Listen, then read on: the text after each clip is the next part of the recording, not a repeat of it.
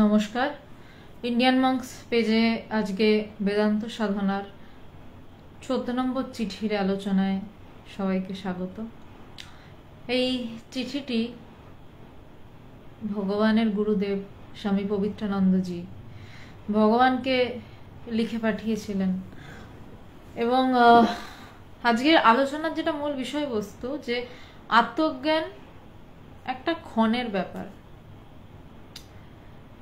এবার আপনারা বলতেই পারেন যে যার জন্য এত সাধনা, এত তপস্যা, যার জন্য ঘর ছেড়ে সাধু সন্ন্যাসী হয়ে বেরিয়ে পড়া, যার জন্য গৃহে থেকেও গৃহস্থ না হয়ে কেবলমাত্র তার দিকে মন দিয়ে পড়ে থাকা, সেই আত্মজ্ঞান বা আত্মদর্শন শুধু একটা ক্ষণের ব্যাপার? হ্যাঁ, সত্যি একটা ক্ষণের ব্যাপার। কেমন করে বলি বলুন তো একটু। বিক্রম বাবু প্রণাম।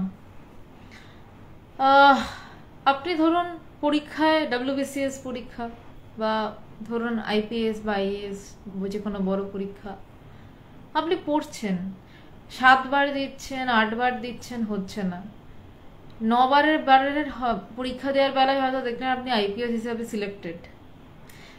যেই সময়টা আপনি IPS হিসাবে সিলেক্টেড হলেন, সেই মুহূর্তটা সাথে কি বাকি 9 বছরের জার্নিটার কোনো সম্পর্ক নেই? অবশ্যই আছে। সেইটা হচ্ছে তৈরি করা, নিজেকে জায়গায় নিয়ে আসার জন্য জার্নি। আর ওই যে আপনি IPS হয়ে দাঁড়ালেন ব্যাচটা পরে, দ্যাটস দ্য মোমেন্ট। সেইটা হচ্ছে সেই মুহূর্ত। পবিত্রবাবু জয় ভগবান। তো এই যে আত্মজ্ঞান বা আত্মদর্শন সত্যি একটি ক্ষণের ব্যাপার। তার আগের যে সমস্ত সাধনা, তপস্যা, তিতিক্ষা, প্রবল গুরুকৃপা, সব থেকে বড় কথা, সব কিছুর থেকে বড় কথা প্রবল গুরুকৃপা, এই সমস্ত কিছু দাঁড়িয়ে রয়েছে এই আত্মজ্ঞান বা আত্মদর্শন হওয়ানোর জন্য। আত্মজ্ঞান যদি হয়ে যায় তাহলে তো সে গুরুরই। তো তখন আর অন্য কিছু, তখন আর সাধনা করার দরকার পড়ে না। কেউ যখন অনেকে সমুদ্রের নিচে থেকে নামে, কিন্তু আমি নিজের চোখের সামনে অনেক ছোটবেলায় মনে আছে দীঘাতে গেছি বাবা মার সাথে। আমরা একটু উঁচুতে বসে, কয়েকজন একটু নিচের দিকে বোল্ডারে বসে, সমুদ্রের একটু কাছাকাছি। জলটার কিন্তু এই বোল্ডারটা অব্দি আসার কথা ছিল না। হঠাৎ করে একটা বিশাল ঢেউ এলো এবং ওই বোল্ডারের উপর থেকে আমার চোখের সামনে একটা মহিলাকে ছিটকে নিয়ে চলে গেল সমুদ্রে। সাথে সাথে সমুদ্রের পাশে যে সমস্ত ছেলেগুলি থাকে তাদেরকে নুলিয়া বলে ডাকা হয়, তাদেরকে তারা নুলিয়া বলা হয়, কারণ তারা সমুদ্রে সাঁতারে দক্ষ। সাথে সাথে তাদের কয়েকজন ঝাঁপিয়ে পড়লেন এবং সেই ভদ্রমহিলাকে উদ্ধার করে আনলেন। কিন্তু যদি উদ্ধার না করতেন কি হতো? সেই ঢেউটা নিজে থেকে এলো, এমন জায়গায় বসেছিল যেখানে ঢেউটা আসার নয়, কিন্তু অনেকটা কাছে গিয়ে বসেছিল। সে জানতো না ঢেউ আসবে, নিজে থেকে ঢেউটা এলো এবং তাকে ভাসিয়ে নিয়ে চলে গেল। এবং তাকে যদি নুলিয়ারা উদ্ধার করতে না পারতেন, তাকে ভাসিয়ে নিয়ে মাঝ সমুদ্রে কিন্তু চলে যাওয়া হতো। এবং সেখানে নাকানি চৌবানি ডুবুনি খেয়ে তিনি একটা সময় সমুদ্রেরই একটা অংশ হয়ে যেতেন, সব কিছু যা হওয়া শরীরের হয়ে। ঠিক তেমনই জ্ঞান লাভের সময় মানুষ প্রথমে জ্ঞান লাভ করবো বলে আধ্যাত্মিকতা করতে আসে বেশি মানুষ নয়। স্বামীজি গিয়ে ঠাকুরকে জিজ্ঞাসা করেছিলেন যে তুমি কি ঈশ্বর দেখেছো, আমাকে দেখাতে পারো? এইরকম আধার কজনের আছে? আমি তো ভগবানের কাছে হঠাৎ চলে গেছিলাম, প্রচন্ড দুরন্ত ছিলাম, মা শান্ত করতে নিয়ে গেছিল, তারপর ভগবানকে মানুষ হিসেবে ভালো লেগে গেছিল। তো কিন্তু ভগবান বলে কিছুই বুঝিনি, সত্যি কথা। তখন ক্লাস 6, 2006 সাল। কিন্তু না বুঝলে আবার ভগবান বলে ডাকবো না। তো 6 বছর একটা অসভ্যের মতন আচরণ করতাম, পরীক্ষা নিরীক্ষা নানান কিছু। আমার নিজেকে ভাবলে এখন নিজেকেই মনে হয় কেন 6টা বছর অসভ্যের মতন নষ্ট করলাম নিজেকে। সত্যি এখন নিজে গালি দিই আমি। এবার 2012 সাল ভগবান কৃপা করে বোঝালেন যে সত্যিই তিনি ভগবান। তো কিভাবে বোঝালেন সেই বিশদ ব্যাখ্যায় যাওয়া সম্ভব নয়, যেতে পারবো না। তিনি বোঝালেন দয়া করে যে তিনি কে। তো তারপর থেকে আর পিছন ফিরে তাকানোর কথা মনে হয়নি, কারণ ওই যে সমুদ্রের ঢেউটা একবার নিয়ে এসে যে চলে গেল, তারপর তো সমুদ্রের ঢেউ কিভাবে তোমাকে খেলাবে সেটা সমুদ্রের ব্যাপার। কিন্তু হ্যাঁ, ভগবানের বিষয় মানে তিনি ভগবান এইটা কিন্তু আত্মজ্ঞান বা আত্মদর্শন নয়, এটা একটা অন্য সাবজেক্ট, আধ্যাত্মিকতার ভগবত তত্ত্বের অন্য সাবজেক্ট। আত্মজ্ঞান বা আত্মদর্শন এইটা কিন্তু জ্ঞান লাভের বিষয়, এটা আবার একটা অন্য দিকের মানে অন্য ব্যাপার আর কি, দুটো গোলালে চলবে না। ভক্ত ভগবান সম্পর্ক একটা বিষয়, আবার গুরু শিষ্যের সাথে গিয়ে জ্ঞান লাভ হচ্ছে সেটা আর একটা বিষয়, যেখানে বলছে গুরু নাই বা শিষ্য, যেখানে গিয়ে সেই আত্মজ্ঞান যেই ক্ষণে দাঁড়িয়ে সেই ক্ষণে গুরুও নেই শিষ্যও নেই, কারণ শিষ্যই তো নেই, শিষ্য থাকলে তবে না গুরুর প্রয়োজন। যদি শিষ্য নিজেই না থাকে তাহলে গুরুর কি বা প্রয়োজন, তাই সেই ক্ষণে কিন্তু নেই। তো আমি দুটো আলাদা বিষয়ের কথা বলছি। যখন ভগবান কৃপা করে বোঝালেন যে হ্যাঁ তিনিই ভগবান, তার সাথে কিন্তু আত্মজ্ঞান বা আত্মদর্শন সেই বিষয়ে নয়, সেটা অন্য দিকের বিষয় ছিল। চিরাগ বনিধর নমস্কার। আত্মজ্ঞান ও আত্মদর্শন, মানস সাহা চৌধুরী জিজ্ঞাসা করছেন আত্মজ্ঞান ও আত্মদর্শন দুটি কি একই? হ্যাঁ অবশ্যই। আত্মজ্ঞান মানে নিজেকে জানা, আত্মদর্শন মানেও নিজেকে জানা। কথার হেরফের জানেন তো, আসলে আত্মজ্ঞান যদি বলি মানে নিজের সম্পর্কে আমার জ্ঞান হলো, আত্মদর্শন যদি ভালো করে বাংলায় ভেঙে বলি নিজেকে আমি দেখলাম। যাই বলি না কেন সেটা কিন্তু এই বলা হচ্ছে সেই জায়গা থেকে একটু হলেও গ্যাপ থেকে যাচ্ছে, তাই জন্য সবই ওই কথার খেলা। আত্মজ্ঞানও কথার খেলা, আত্মদর্শনও কথার খেলা, ব্রহ্মজ্ঞানও কথার খেলা, ব্রহ্মটাও কথার কথা, সবই আদতে কথার কথা। যতক্ষণ না আপনি ওই জায়গাটায় যাচ্ছেন, যতক্ষণ না ওই জায়গায় বোধে বোধ করছেন, ততক্ষণ আত্মজ্ঞান আর আত্মদর্শনও যেমন কথা, তেমন ঈশ্বর লাভ করবো এও তেমনই কথা। আবার চিকেন রোল খেতে যাব আরেকটু নয় দূরের কথা, কিন্তু কথা। এই ফুচকা খেতে যাব, চল সিনেমা দেখতে যাব, এটাও কথা, আরো একটু দূরের কথা। যেমন সমুদ্রের পাড়ের খুব পাড়ে বসে রয়েছে, পায়ে সমুদ্র এসে জলের ঝাপটা মেরে যাচ্ছে, নোনা হাওয়া লাগছে গায়ে, সেটা হলো আত্মজ্ঞান বা আত্মদর্শন। আপনি সমুদ্র থেকে আরেকটু সরে দাঁড়ালেন, হলো কি না আমি ঈশ্বরকে দেখবো, আরেকটু সরে দাঁড়ালেন সমুদ্র থেকে, সেটা কেমন হলো? চল একটু রোল খেতে যাই, একটু ফুচকা খেয়ে আসি, মেলা থেকে ঘুরে আসি। আরো একটু দূরে চলে গেলেন, চল আজকে সারাদিন সিনেমা দেখবো, পার্টি করব, চল বন্ধুদের ডাকি। এই তো তফাৎ। আপনি যাই বলেন না কেন, আদতে সবই মিথ্যা কথা, আদতে সবই নিজের থেকে যতক্ষণ না বোধে বোধ না হচ্ছে। বারবার বলছি, আত্মজ্ঞান বা আত্মদর্শন কিন্তু হয়, এখনো হয়, গুরু কৃপায়, অবশ্যই গুরু কৃপায় এখনো হয়। যদি চান বোধে বোধ করতে, আপনি সেরকম গুরুর কাছে যান এবং তার পা ধরে বসুন।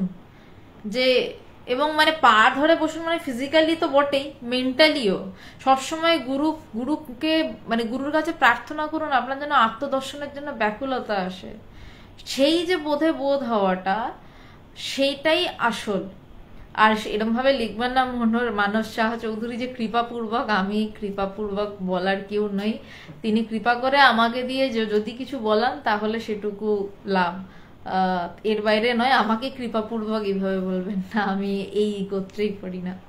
আশা করি আপনার প্রশ্নের উত্তর পেয়েছেন। যদি না পেয়ে থাকেন, কনফিউশন থাকে, আপনি আমায় জিজ্ঞাসা করতে পারেন, কারণ এরপর আমি চিঠিতে ঢুকে যাব। তারপর আমি আর আপাতত যতক্ষণ চিঠিটা চলবে আমি কারোর প্রশ্নেরই খুব একটা কোনো উত্তর দিতে পারবো না, কারণ তাহলে চিঠি যে অংশগুলো চলে সেটা একটু হ্যাম্পার হয়। এক মিনিট, চিঠির যে অংশগুলো চলে সেগুলোতে একটু সমস্যার সৃষ্টি হয়। তো কোনো প্রশ্ন থাকে কাইন্ডলি একটু, যদি মধ্যেও আচ্ছা সবকিছু ঠিকঠাক আসছে তো, একটু যদি কাইন্ডলি জানান, মানে আমার কথা ঠিকভাবে শুনতে পাচ্ছেন তো, আমি ঠিক বুঝতে পারছি না। তো এইভাবেই চিঠিগুলো এগোতে, এবং চিঠিগুলো প্রত্যেকটি চিঠি অজাতবাদের উপর লেখা চিঠি। অজাতবাদ মানেটা কি? যেখানে সৃষ্টি জাতই হয়নি, যেখানে সৃষ্টি হওয়ারই কোনো কথা নেই, সেখান থেকে শুরু হচ্ছে অজাতবাদ। আচ্ছা প্রণয়, থ্যাংক ইউ, ঠিক আছে। যেখান থেকে সৃষ্টির শুরু হওয়ারই কোনো কথা নেই তাকে বলা হচ্ছে অজাতবাদ। এবং পবিত্রানন্দজি ভগবানের প্রত্যেকটি চিঠি লিখেছিলেন অজাতবাদের উপর দাঁড়িয়ে লেখা চিঠিগুলি। সুতরাং এই চিঠিগুলি নিয়ে সত্যি আলোচনা করার চেষ্টা করতে গেলে ভগবানের কাছে হাত জোড় করে প্রণাম করে যে তুমি কৃপা করে কিছু বলিও, আমার দ্বারা এমনি কোনোদিনও হয় না, তো এছাড়া সম্ভব নয়। তো যদি কিছু কথা ঠিকঠাক থাকে, যদি আপনাদের কোনো কাজে লাগে, জানবেন ভগবানের কৃপা, আমার এখানে কিচ্ছু নেই। আর ভুল কিছু হলে সেটা আমার দোষ। 14 নম্বর চিঠি। একটা জিনিস এখানে স্মরণীয় যে ভগবান একজন রেলওয়ে কর্মরত, তিনি চাকরি করছেন, তিনি এতগুলো পরিবার সামলে 2 বছরে তিনি এই জায়গায় পৌঁছাতে পেরেছেন। এই চিঠিটা তার মানদণ্ড, তিনি কতদূর তার আধ্যাত্মিক জগতে উত্তরণ ঘটাতে পেরেছিলেন। হ্যাঁ, এবার আপনারা বলতে পারেন কাকিমা খুব ডিস্টারবেন্স হচ্ছে, একটু অন্যরা যদি বলেন প্রণয় একটু প্লিজ বলবে যে খুব ডিস্টারবেন্স হচ্ছে, আমি ঠিক বুঝতে পারছি না।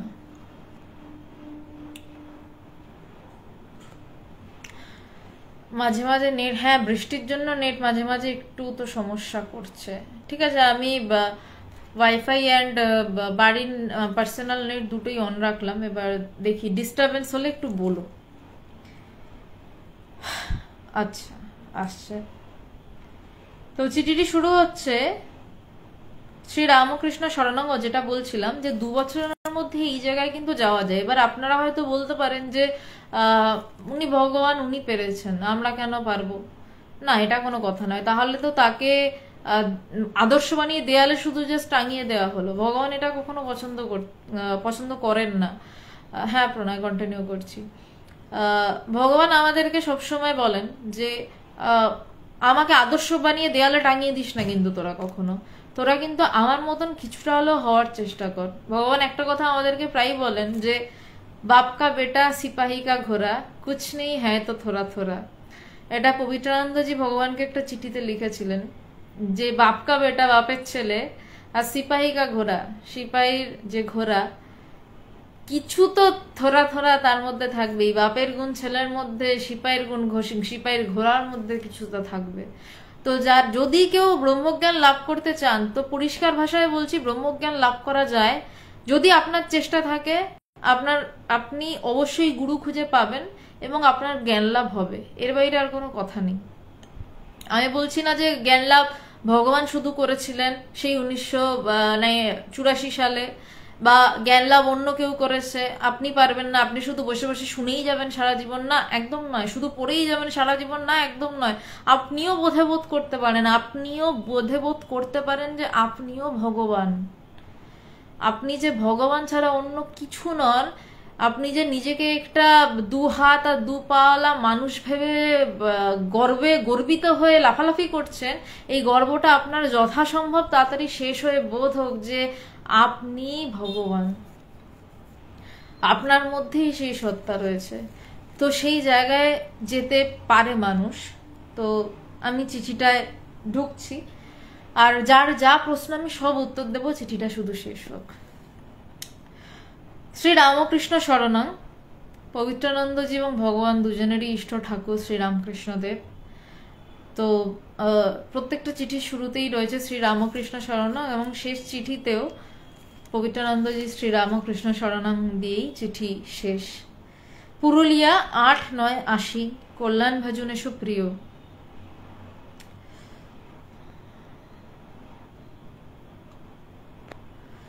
কল্যাণ ভজন এসো প্রিয়, তোমার পোস্টকার্ডও এমও 2 পেলাম। তোমার পোস্টকার্ডও এমও অর্থাৎ মানি অর্ডার। ভগবান একটা কাজ করতেন, আমাদেরকে বলেন যে যখনই ভগবান প্রথম মাইনে পেতেন, প্রথম মাইনেটা ভগবান প্রথম মাইনের অংশটা আগে গিয়ে মানি অর্ডার করতেন গুরুর কাছে।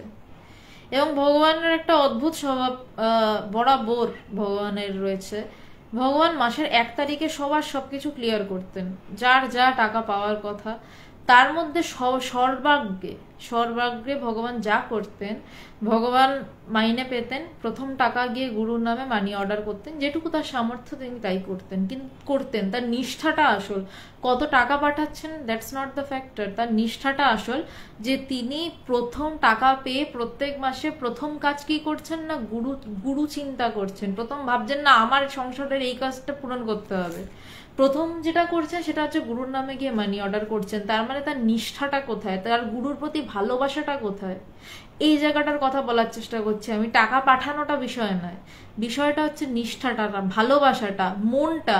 তার মন কতটা গুরুর পায়ের নিচে পড়ে রয়েছে। আমরা তো ভাবি বাবা স্যালারি এলে এই করব সেই করব, কিন্তু সে ভাবতো প্রথম টাকা আমি গুরুকে পাঠাতে পারবো। এবং গুরুও তার প্রত্যেক মাসের মানি অর্ডারটা যে পেয়েছেন সেই প্রাপ্তি সংবাদ দিতেন। বলছেন যে তোমার পোস্টকার্ড ও মানি অর্ডার দুই পেলাম। পোস্টকার্ড অর্থে ভগবানের কিছু অনুভব নিশ্চয়ই, সেটার কথা। তো তারপর জাস্ট দুটো লাইন রয়েছে সমাচার। আমি বিজয়ের পরদিন জনাই যাইতেছি এবং 15 দিন থাকিব। আমার সঙ্গে এখান হইতে 3 জন যাইতেছে। পুরুলিয়াতে পবিত্রানন্দজি থাকতেন, আবার জনাইতে শ্রীরামকৃষ্ণ তপবন আশ্রমটি এখনো রয়েছে, এবং ভগবান সেই আশ্রমটিকে নানান রকম ভাবে অনেক উন্নতি করেছেন। টাকা দিয়ে ওখানে যিনি থাকেন তাকেও অনেকভাবে সাহায্য ভগবান বরাবর করেছেন এবং করছেনও বটে। তো সেই ক্ষেত্রে তো সেখানে শ্রীরামকৃষ্ণ তপবনেই ভগবান এবং গুরুমার দীক্ষা হয়েছিল। তো সেটাই বলছেন যে আমি বিজয়ের পরদিন জনাই যাইতেছি, পবিত্রানন্দজি বলছেন আমার সঙ্গে এখানে হইতে 3 জন যাইতেছেন। এই শেষ জাগতিক সমাচার। এইবার শুরু হচ্ছে আসল আধ্যাত্মিক মানে ঘুষিগুলো। বলছে গরুর শিঙে একটি সরিষা রাখিতে বা থাকিতে যতক্ষণ লাগে, সেইরূপ আত্মজ্ঞান বা আত্মদর্শন একটি ক্ষণের ব্যাপার। শ্রী শ্রী ঠাকুরের ভাষায় হাজার হাজার বছরের অন্ধকার ঘরে একটি দেশলাইয়ের কাঠি জ্বালিবা মাত্র অন্ধকার দূরীভূত হইবে। প্রিপারেশনটা সময় সাপেক্ষ, কিন্তু self discovery needs no time. বলছে এবার আমি ভেঙে ভেঙে যাচ্ছি লাইনগুলোতে। বলছেন যে গরুর শিঙে একটি সরিষা রাখিতে বা থাকিতে, যে গরুর শিংটা একটু চিন্তা করে দেখুন, একটু মনে মনে চিন্তা করুন কিরম পিন পয়েন্টেড থাকে। একটা সর্ষে নিয়ে গরুর শিঙের ওখানে যদি রাখতে যান, সেট করে পড়ে যাবে। এই সেট করে শব্দটা খুব জেনে বুঝে ব্যবহার করলাম, মানে থাকবেই না। জাস্ট এই রাখলাম এই পড়ে গেল, এই রাখলাম এই পড়ে গেল। বলছে ওইটুকু সময়ের মধ্যে গরুর শিঙে একটি সরিষা রাখিতে বা থাকিতে, গরুর শিঙের মধ্যে একটি সরিষা রাখিতে বা থাকিতে যতক্ষণ সময় লাগে, ওই যে থাকলো, ওই যে এইটুকু ক্ষণ থাকলো, ওইটুকু ক্ষণের মধ্যে আত্মজ্ঞান বা আত্মদর্শন হয়। সত্যি হয়, বিশ্বাস করুন, মাইরি বলছি হয়, শুধু বইয়ের কথা নয়, আমি মাইরি বলছি হয়। আপনারা মানে দয়া করে এটা চেষ্টা করুন। এটা ছাড়া জীবনে আর কিচ্ছু নেই, জাস্ট জীবনটা ফালতু বেফালতু ফাঁকা। যারা চেষ্টা করেননি তারা দয়া করে চেষ্টা করুন, হয় এখনো হয়। আত্মজ্ঞান না হয়ে যাবে কোথায়, আমার ভিতরেই তো হয়ে বসে রয়েছে, শুধু তো এরকম একটা তুড়ি, শেষ গল্প। মানে এতটা ছোট্ট একটা ক্ষণ যে শিংটা এরকম পিন পয়েন্টে, তার মাথায় একটা সর্ষে রাখলেই ঝাট করে পড়ে যাচ্ছে, সেইটুকু সময়ের মধ্যে আত্মজ্ঞান হয়, গুরু কৃপায় হয়। শ্রী শ্রী ঠাকুরের ভাষায়, ঠাকুরের এই কথাটা কথামৃত অপূর্ব কথা। হাজার হাজার বছরের অন্ধকার ঘর একটি দেশলাইয়ের কাঠি জ্বালিবা মাত্র অন্ধকার দূরীভূত হইবে। বলছেন যে ঠাকুর খুব সুন্দর উপমা দিতেন। ঠাকুর বলছেন যে একটা গুহা, হয়তো প্রাচীন গুহা আবিষ্কার হলো, সেখানে আলো জ্বালানো, একটা ফাঁস করে একটা দেশলাই জ্বালিয়ে হয়তো একটা আগুন জ্বালানো হলো, তাহলে ঘরটার অন্ধকার কি একটু একটু করে কাটবে? ফস করে যেই দেশলাইটা জ্বালানো হলো, সাথে সাথে কিন্তু গুহার চারদিকটা যে কোথায় কি রয়েছে আমরা কিন্তু একসাথে দেখতে পারলাম। সাথে সাথে আরে বাবা এত বড় গুহা, আরে এখানে এটা রয়েছে, ওখানে ওটা রয়েছে। হাজার বছর ধরে একটা ঘর হয়তো সেই পুরোনো জমিদার আমলের ঘর অন্ধকার হয়ে পড়ে রয়েছে, যেই মুহূর্তে দরজাটা খোলা হলো সাথে সাথে আরে বাবা এখানে এই ওয়াল পেন্টিংটা, এখানে ওয়াল পেন্টিংটা। আমরা কিন্তু একটা একটা করে কপাট খুলছি আর একটু একটু করে আলো জ্বালাচ্ছি আর একটু একটু করে দেখছি, ঘরটাকে চিনছি, এমনটা হয় না কিন্তু। আমরা কিন্তু জাস্ট দরজা খুলি, আরে বাবা এই, এবং স্ট্যান্ড, আরে বাবা এই, তারপর ধীরে ধীরে যখন চেনাশোনা হয়, আচ্ছা এটা চোখে সইল, তখন চিনতে যাওয়া শুরু হলো, আচ্ছা এই ব্যাপার, আচ্ছা এখানে এটা রয়েছে। তারপর আরো গভীরে, আচ্ছা এই দেওয়ালের এই ছবিটা সরালে এখান থেকে আবার একটা সুড়ঙ্গ যাচ্ছে। এইগুলো তো পরে, কিন্তু যখন একটা আলো জ্বালানো হলো, সাথে সাথে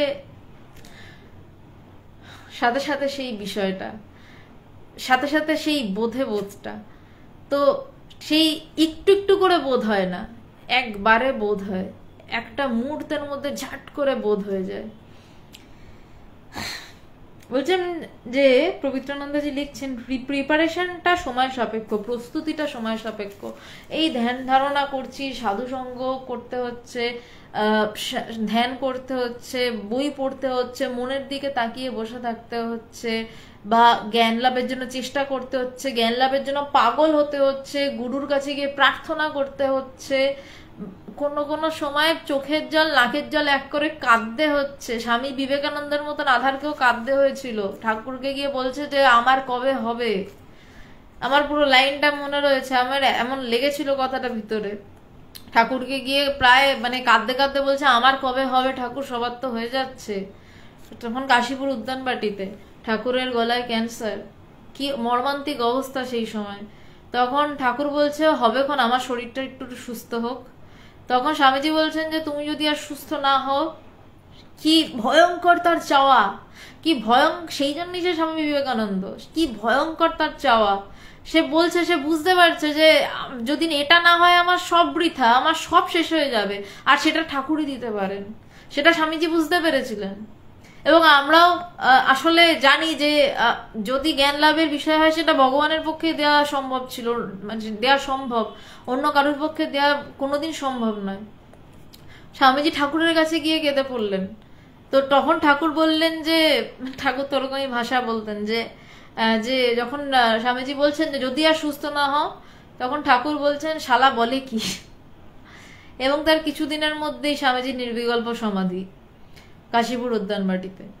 তো এবং তারপর তো সেই সেই নির্বিকল্প সমাধিটাই আসলে তার স্বামী বিবেকানন্দ হয়ে ওঠা। নরেন থেকে স্বামী বিবেকানন্দ শিকাগোতে স্পিচ দিয়ে হয়নি, ওই যেটা হয়ে গেল ঠাকুরের কৃপায়, সেটাই আসলে স্বামী বিবেকানন্দ হয়ে গেল, সেটাই আসলে জগৎ মাতিয়ে দিল, অন্য কিছু জগৎ মাতায়নি। ওই স্পিচ টিচ ওগুলো তো ওই ছোট্ট ছোট্ট কিছু একটা হিমশৈল জলের উপর দেখা যাচ্ছে, জলের নিচে যে কত বড় পাহাড়টা রয়েছে সেইটা ওই জ্ঞান লাভটা, আসল জ্ঞান লাভ, অন্য কিছু নয়। তাই বলছেন যে প্রস্তুতিটা সময় সাপেক্ষ। প্রস্তুতিটা এই যে সাধনা, তপস্যা, সন্ন্যাস, সবকিছু এই প্রস্তুতিটা সময় সাপেক্ষ। কিন্তু self discovery needs no time. বলছে স্বরূপ উদ্ঘাটন সময় সাপেক্ষ নয়। বলছে কিন্তু স্বরূপ উদ্ঘাটন, কিন্তু নিজেকে জানাটা সময় সাপেক্ষ নয়। কেন নয়? কারণ টাইম সাপেক্ষ হলে ক্রিয়াত্মক হইয়া পড়ে। কারণ এটাতে যদি আমি সময় দিই, সময় সাপেক্ষ, তাহলে এটা ক্রিয়াত্মক, মানে আমি 5 মিনিট ধরে ব্রহ্মজ্ঞান লাভ করলাম, এটা কোনো কথা না, কোনো কথা নাই। কারণ ব্রহ্মের সময়ের অনুপ্রবেশ মাত্র নেই। সময়কে একটা কে তৈরি করে? আমাদের মন তৈরি করে। একটু ভেবে দেখুন তো, সময়টা সৃষ্টি কে করেছে? আমার মন তৈরি করেছে। নইলে এই অনন্ত অখণ্ডতে কি সময়, কি বা দিন, কি বা রাত্রি, কি সময়, আমরাই ঘড়ির কাঁটাকে ভাগ ভাগ করে সময় বানিয়েছি। অনন্ত জ্ঞানে কিন্তু ব্রহ্মের সময়ের অনুপ্রবেশ মাত্র নেই। তাই বলছেন যে প্রিপারেশনটা সময় সাপেক্ষ, কিন্তু self discovery needs no time. বলছে সেলফ ডিসকভারি, নিজের স্বরূপ উদ্ঘাটন সময় সাপেক্ষ নয়, কারণ টাইম সাপেক্ষ হলে ক্রিয়াত্মক হইয়া পড়ে। বলছে কারণ টাইম সাপেক্ষ হলে ক্রিয়াত্মক হইয়া পড়ে, মানে সেটা আমি করছি, আমি করবই। এখানে যে জ্ঞান লাভ করেছে, সে কোনোদিন আমি করেছি, আমার হয়েছে, আমি করব এই কথাই সে বলবে না। সে বরাবর বলবে যে হয়েছে, হয়ে গেছে, করে গেছে। কেন? কারণ তার মধ্যে তো কর্তাটাই চলে গেছে। কর্তাবোধের অহংকারটা তো গুরু পুরো গলা কেটে উড়িয়ে দিয়েছেন। তখন সে আমি করবে কি করে? সে তাই জন্য তখন তুহু তুহু ডাকে, তখন সবকিছুই তুমি তুমি, যে তিনি করালেন, এটা হলো, এইভাবে হলো, তিনি ফিরালেন। সে কোনোদিনও বলবে না যে আমি সমাধি থেকে ফিরলাম, সে বলবে যে তিনি ফেরালেন। সে বলবেই না আমি আসবেই না তার। বলছে কারণ টাইম সাপেক্ষ হলে ক্রিয়াত্মক হইয়া পড়ে, ঘট দেশে বৃত্তি যাওয়া ক্রিয়াত্মক, কিন্তু ঘটের আবরণ ভঙ্গ হয় ঘটের জ্ঞানে, তাহা ক্রিয়াত্মক নয়। ঘট দেশে মানে মানে কোনো ঘটের বিষয়, যে একটা মাটির ঘট, সেইখানে ঘরটা কিভাবে তৈরি হলো, ঘরটা কি মাটির না পেতলের না কিসের, ঘরটা প্রথমে জানলাম আচ্ছা ঘরটা মাটির, আচ্ছা বেশ মাটির তো হলো, তারপর ঘরটা কিভাবে তৈরি হয় চলো তো একটু কুমোরের কাছে গিয়ে দেখি ঘর কিভাবে তৈরি হয় দেখলাম, তারপর ঘরটা তৈরি হওয়ার পর কিভাবে শুকাতে দিল দেখলাম, তারপর পুরো ঘরটাকে কিভাবে রং টং করে এই যে ফাইনালি তৈরি হলো, তাই বলছে যে তখন আমি বুঝলাম আচ্ছা এইটা ঘট। তখন কিন্তু আমার কাছে আর মাটি নেই, তখন যখন ঘরটা ওই তৈরির আগে আমরা তো আগে কি বলছি, ওই তো মাটি দিয়ে মাটিটা দেওয়ার পর চাকাটা ঘুরছে, আস্তে আস্তে ঘট হচ্ছে, ওই কিন্তু মাটি থেকে ঘট হলো। মাটি বলছিলাম কিছুক্ষণ আগেই, কিন্তু তারপর মাটি থেকে ঘট হলো, ধীরে ধীরে ঘট হচ্ছে। তো এই যে মাটি থেকে ঘট হলো এবং আমি ঘরটা দেখলাম, এবং তারপর তাকে আমি আর ঘট বলে ডাকছি না, ডাকছি কি বলে না মাটি বলে ডাকছি না, সরি, আমি ঘট বলে ডাকছি। এবং তারপর ঘরটা শুকালো, ঘরটা রোদে ঝলসানো মানে পোড়ানো হলো, তারপর সেখানে ডিজাইন করা হলো, এবং তারপর দেখলাম আচ্ছা এটা ঘট। তাই বলছেন যে ঘট দেশে বৃত্তি যাওয়া ক্রিয়াত্মক, আচ্ছা ঘরটা কি আমি জানতে চাই, এইটা ক্রিয়াত্মক, আমি ব্রহ্মকে জানতে চাই, এইটা হচ্ছে ক্রিয়াত্মক। কিন্তু ঘটের আবরণ ভঙ্গ হয় ঘটের জ্ঞানে, হচ্ছে ঘটের আবরণটা ভঙ্গ হচ্ছে ঘটের জ্ঞানে। ঘটের আবরণ মানে ঘরটা কিভাবে তৈরি হচ্ছে, কলসিটা কিভাবে তৈরি হচ্ছে, সেটার মানে সেইটার আবরণটা কিভাবে ভঙ্গ হচ্ছে, সেটা আমি যখন জানতে পারলাম যে ঠিক মাটিটাকে নিয়ে এইভাবে প্রসেস করা হয়, চাকার মধ্যে ঘোরানো হচ্ছে, তারপর মাটিটা ঘটের আকার নিচ্ছে, সেটাকে রোদে শুকানো হচ্ছে, তারপর পোড়ানো হচ্ছে, তারপর তার গায়ে আঁকা হচ্ছে, তখন আমার সম্পূর্ণ ঘটের জ্ঞানটা হলো। ঠিক তেমনই জ্ঞান লাভের ক্ষেত্রে প্রথমে আমরা ব্রহ্মকে জানতে চাই। আমি নিজে ব্রহ্ম, কিন্তু তাও আমি ব্রহ্মকে জানতে চাই। এর থেকে বড় জোকস পৃথিবীতে কোথায় আছে বলে তা আমার জানা নেই। আমি স্বয়ং শিব হয়ে নিজেকে জীব জীব বলে চিল্লে যাচ্ছি যে আমি তো জীব, আমি তো জীব। আরে না রে ভাই, তুই শিব, তুই বিশ্বাস কর, বোঝ তুই শিব। গুরু বারবার বলছেন, আমরা শুনছি না, আমরা বলেই যাচ্ছি না আমি জীব। আদি শঙ্করাচার্য কবে থেকে বলে চলেছেন যে শিবহম শিবহং সচ্চিদানন্দহম, আমরা শুনছি না, আমরা যতই বলি ওরে বাবা ওটা আদি শঙ্করাচার্য বলেছেন, আমরা কি পারবো। কিন্তু সব থেকে বড় জোকস হচ্ছে আমরা যখন ব্রহ্মকে জানতে চাইছি, যে ব্রহ্মকে জানবো, তারপর হলো ব্রহ্মকে জানার চেষ্টা শুরু হলো কেমন ভাবে, গুরু কৃপা এলো, নিজের যখন প্রচন্ড আত্মকৃপা হচ্ছে যে আমি তাকে জানবই, জেনেই ছাড়বো, তখন গুরু এসে ধরা দেন কৃপা করে, গুরু কৃপা হলো, তারপর বইপত্র পড়া শুরু হলো, সরি সাধনা শুরু হলো, সমস্ত কিছু হলো, এবং হতে হতে যেটা লাস্ট অব্দি গিয়ে দাঁড়ালো যে এই একটা মুহূর্ত, এই একটা চুটকিতে সব শেষ। বলির পাঠা যখন বলি দেয়া হয়, একটু একটু করে কাটা হয় না, ঝাট করে মারে, পাঠার ধর থেকে মাথা আলাদা হয়ে যায় এবং পাঠাটা শেষ। অশোক মাইতি, অশোকবাবু ওম নমো নারায়ণ। তো পাঠাটা মরে গেল। ঠিক তেমনই জ্ঞান লাভ হচ্ছে, মাথাটা গুরু কেটে দেন, একদম অহংকারের মাথাটা উড়িয়ে দিলেন, একটা মুহূর্তে উড়িয়ে দিলেন, এবং তা সেই জায়গাটার কোনো সময় নেই, কোনো সময় সাপেক্ষতা নয়, তাহা ক্রিয়াত্মক নয়, কারণ সেখানে কোনো ক্রিয়া হচ্ছে না, কিছুই হচ্ছে না। শুভেচ্ছা জানিবে ইতি বাবা। এবং 2 বছরের মধ্যে ভগবানকে এতটাই ভালোবেসে ফেলেছিলেন পবিত্রানন্দজি যে তিনি বাবা বলে নিজেকে লিখতে শুরু করেছিলেন। কিন্তু প্রথম চিঠিগুলোতে কিন্তু এর আগের চিঠি অব্দিও তিনি মহারাজ বলে সম্বোধন করছিলেন। 80 সালেরই এপ্রিল মাসে মহারাজ বলে সম্বোধন করছিলেন, কিন্তু অক্টোবর মাস থেকে বাবা বলে সম্বোধন করা শুরু করলেন। আজকের এইটুকুই আলোচনা। তো এরপর যদি কারোর কিছু প্রশ্ন থাকে অবশ্যই করতে পারেন। আর আগে একটা প্রশ্ন ছিল অপূর্ব মাইতির, আমি স্কিপ করেছিলাম, আমি উত্তর দেওয়ার চেষ্টা করছি। অপূর্ব রয়, দিদি গুরুই আত্মজ্ঞান আছে কিনা, গুরুরই আত্মজ্ঞান আছে কিনা এটা কিভাবে পরখ করবো, আত্মজ্ঞানের মানদণ্ড কি? বাহ, সুন্দর প্রশ্ন। ভাই একটা কথা বলি, ব্যাপারটা হচ্ছে যে ধরো একটা নার্সারির বাচ্চা, সে এবিসিডি লিখতেও জানে না, এবার তাকে পড়ানোর জন্য আনা হয়েছে কোনো একটা পোস্ট ডক্টরের ছাত্র, হয় না মানে হায়ার সেকেন্ডারির ছেলেমেয়েরাই ওদের সামলে দেয়, কিন্তু তাহলে আমি ধরছি একটা পোস্ট ডক্টরেটের একজন ছাত্র, তাই সে হয়তো তার হাত খরচ চালানোর জন্য একটা বাচ্চাকে পড়াচ্ছে। এবার যেই বাচ্চাটা এবিসিডিও জানে না, সে যদি পরখ করতে যায় যে পোস্ট ডক্টরেট টিচারটা তাকে সে ঠিক ওকে পড়াচ্ছে কিনা, সে তো কোনোদিন পারবে না। কিন্তু হ্যাঁ, কিরকম হবে বিষয়টা, সে বাচ্চাটার ওই যে পড়াচ্ছে তার প্রতি যদি ভালোবাসা জন্মায়, তখন যদি তার পড়ায় আগ্রহ বাড়ে, তখন বুঝতে হবে যে বাচ্চাটি ঠিক পথেই রয়েছে এবং ঠিক হাতেই পড়েছে। ঠিক তেমনি একটা বাচ্চা যখন জন্মায়, সে তো জন্মেই জানে না যে এটা আমার মা বা এটা আমার বাবা। বলা হয় যে মানে সে একটা বাচ্চাকে জন্মের পর যদি মায়ের কাছ থেকে নিয়ে অন্য কারোর কাছে দিয়ে আসা হয়, সে কিন্তু তাকেই মা বলে মানে। বড় ভাই হয়তো জানতে পারলো যে না, এ আমার মা নয়, কিন্তু সেই যে জানার ইচ্ছাটা, সেই ডিএনএ টেস্টিং, সেটা তো বাবা অনেকটা বড় হওয়ার পর, তখন অনেকটা সে দাঁড়িয়ে গেছে, এবিসিডি শিখে গেছে।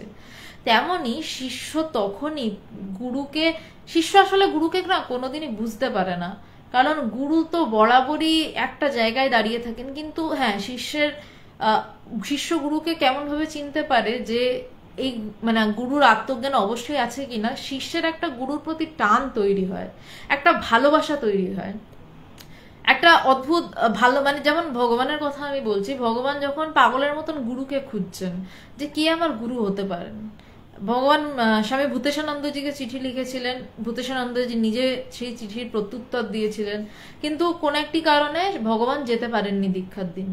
আবার সেকেন্ড টাইম ভগবান ভূতেশানন্দজিকে চিঠি লিখেছিলেন, কারণ ভগবানের ইষ্ট ছিলেন ঠাকুর। আবার ভূতেশানন্দজি উত্তর দিয়েছিলেন, সেই সময় ভূতেশানন্দজি আসতে পারলেন না। তো ভগবান বুঝলেন যে না, এখানে আমার দীক্ষা হওয়ার নয়। ভগবান যেখানেই যান দেখতেন কোনো মহাপুরুষ এসছে, কোনো সাধু সন্ন্যাসী, ভগবান ছুটে যেতেন, কিন্তু কারুর কাছে গিয়ে তার সেই ভিতর থেকে ওই টানটা আসতো না।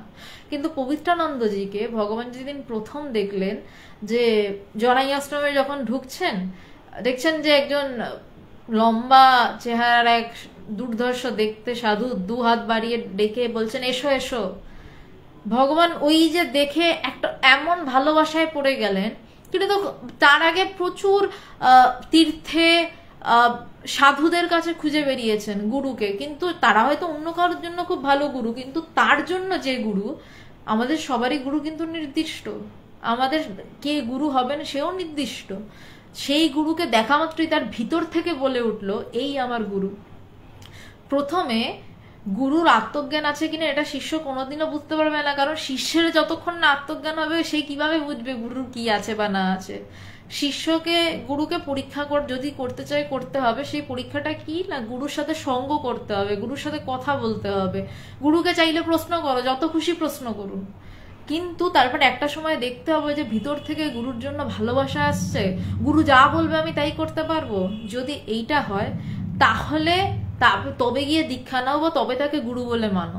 আর আত্মজ্ঞানের মানদণ্ড একটাই, যে তুমি তার জন্য প্রবল একটা ভালোবাসা অনুভব করবে।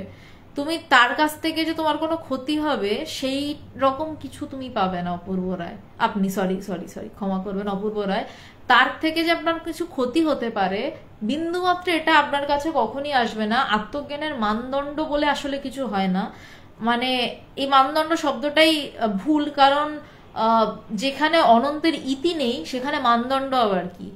কিন্তু সে যে জ্ঞানী, সেটা তার হাসি বলে দেবে, তার তাকানো বলে দেবে, তার কথা বলে দেবে, যে বোঝার সে বুঝবে। কিন্তু ওই যে বললাম, একজন ফিজিক্সের পোস্ট ডক্টরেট তার একজন ফিজিক্সের পোস্ট ডক্টরেটের সাথে যদি দেখা হয়, দুজনে হাত হাত হ্যান্ডশেক করে কয়েকটা শব্দতেই দুজন দুজনকে বুঝে ফেলবে, কিন্তু মাঝখানে ওই নার্সারির বাচ্চাটা বসে ভেবা জায়গা খেয়ে এরম এরম করে তাকাবে কি হচ্ছে।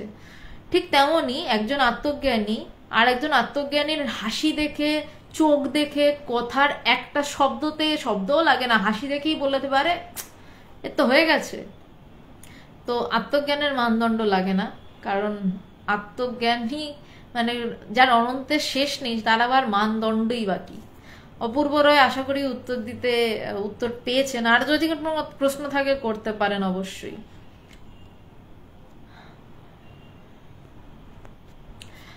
সাধনা মণ্ডল প্রণাম, রবি রয় ধন্যবাদ, সাধনা মণ্ডল ব্রহ্ম, আচ্ছা আর তো কোনো প্রশ্ন পাচ্ছি না। সুনীল বরণ ঘোষ নমস্কার, হারাদন দেবনাথ নমস্কার, প্রণাম নেবেন আমার। সরস্বতী পাল অবশ্যই ভগবান আপনার প্রণাম নেবেন। শান্তনু দা নমস্কার। হর হর মহাদেব, আপনি কি বলতে চাইছেন আমি সেটাই বুঝলাম না। হ্যাঁ, রাম দরবার এটা নিয়ে আগে আলোচনা হয়ে গেছে, আত্মজ্ঞানী এবং ব্রহ্মজ্ঞানী একই কথা। একদম লাইভের প্রায় শুরুতে এটা নিয়ে আলোচনা হয়েছে। এই লাইভটা শেষ হলে আপনি একদম প্রথম থেকে শুনতে পারবেন, আবার পারলে প্রথম 10 মিনিট শুনে নেবেন। এটা নিয়ে একটা বেশ বড় বিস্তারিত আলোচনা হয়ে গেছে অলরেডি। আজ তাহলে এই অবধি থাক। মঙ্গলবার দিন স্বামী শিষ্য সংবাদ নিয়ে সন্ধ্যাবেলা 9টা নাগাদ আবার আলোচনাতে আসছি। আর কালকে রাত 9টা নাগাদ ভগবান স্পিক্স পেজটাতে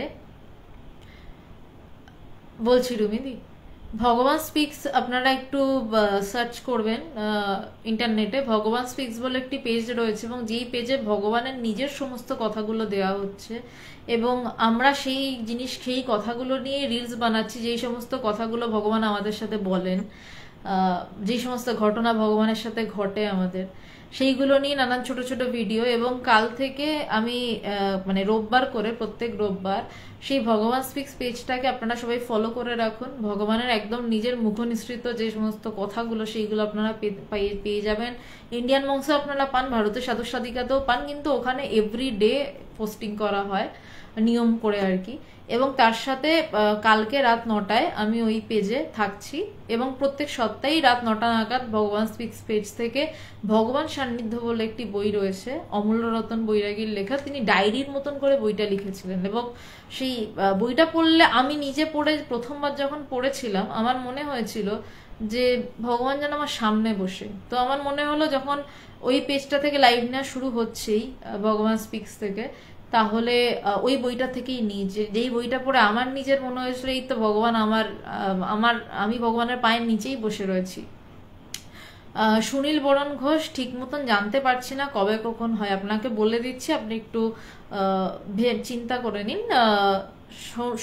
মঙ্গলবার, বৃহস্পতিবার এবং শনিবার রাত 9টা নাগাদ 5-10 মিনিট এদিক ওদিক হতে পারে ইন্ডিয়ান মংস পেজে আলোচনা আমি করি। সুদেশনা আলোচনার দিন অন্য, সেটা আপনি ইন্ডিয়ান মংস থেকে পেয়ে যাবেন। এবং ভগবান স্পিক্স একটি আলাদা পেজ, যেই পেজটা আপনারা গিয়ে ফলো করে রাখতে পারেন। সেটা রবিবার দিনকে রাত্রিবেলা 9টা নাগাদ আমি ভগবান সান্নিধ্য বইটি থেকে আলোচনা করব এবং সেখানে ভগবানের নানান সময়ের নানান ঘটনার কথা আলোচনা হবে। অবশ্যই বেদান্তের কথা তো বটেই, কারণ ভগবান বেদান্ত বাদ দিয়ে এক মুহূর্ত নন, সেই নিয়ে আলোচনা করা হবে। আর সুদেশনা ওই পেজে হয়তো ক্লাস নেবে, বা সেটা কবে এখনো ডিসাইডেড হয়নি। তো এই অবধি। সুনীল বরণ ঘোষ, আশা করছি আপনি বুঝতে পেরেছেন। সৌরভ ভাই প্রণাম। রুমিদি, সপ্তম ভূমিতে মন গেলে কি মনে হয়? সপ্তম ভূমিতে মন গেলে মনেই হয় না, কারণ মনে হওয়াটা মনে হয়, মনই তো উড়ে যায়। ছিপি যদি উড়ে যায় তাহলে মনই যদি উড়ে যায় তাহলে মনে আর কি হবে? সপ্তম ভূমিতে মন গেলে কিছু মনে হয় না, কারণ মনে হওয়াটাই হয়। মনটা উড়ে গেলে কোথায় মনে হবে? রমিদি, আশা করি বোঝাতে পারলাম বা বলতে পারলাম যতটুকু বলা সম্ভব। মনেই মনে হয়, মন না থাকলে কোথায় কার মনে হবে?